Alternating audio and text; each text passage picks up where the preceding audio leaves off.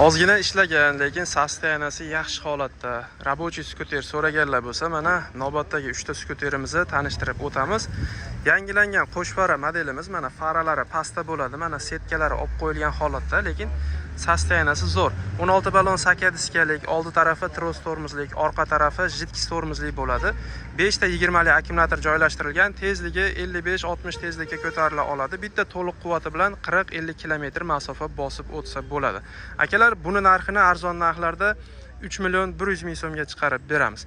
Navbatda kattaroq bo'lsin deganlar uchun yangilik modellarimizdan kelgan.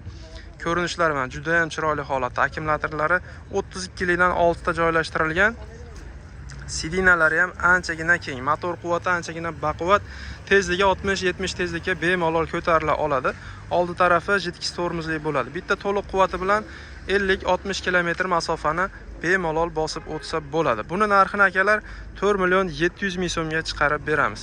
Ana endi sal puli arzonroq bo'lsin, lekin 6 ta akkumulyatorli bo'lsin degan akalar uchun qo'shfaralikni yangilangan versiyasi 16 ballon sakadiskalik, oldi tarafi tros tormozlik, orqa tarafi esa jidkis tormozlik. Mana ko'rib turganinglardek, motor quvvati 250 vatt, 20 likdan 6 ta akkumulyator joylashtirilgan, o'rindig'i bitta, sandiqchalari ham to'rtburchak. Dastavchi akalar uchun juda qulay. Xo'p, tezligi 55-60 tezlikka chiqadi. Bitta to'liq quvvatida bemalol 40-50-60 kilometrgacha masofani bosib o'tsa bo'ladi. Akalar, buni narxini 3.5 million so'mga chiqarib beramiz. Kerak bo'lsa aloqaga chiqaverasizlar. Bu barcha skuterlarni O'zbekiston bo'ylab dastavka qilib beramiz. Dastavkalar pullik bo'ladi, joylashgan joyingizga qarab. Xohlovchilarga yangi skuterlarimiz ham bor. Telegramdan murojaat qilsanglar, bularni hamda yangi skuterlarni rasmi va narxlari bilan tashab qo'yamiz akalar.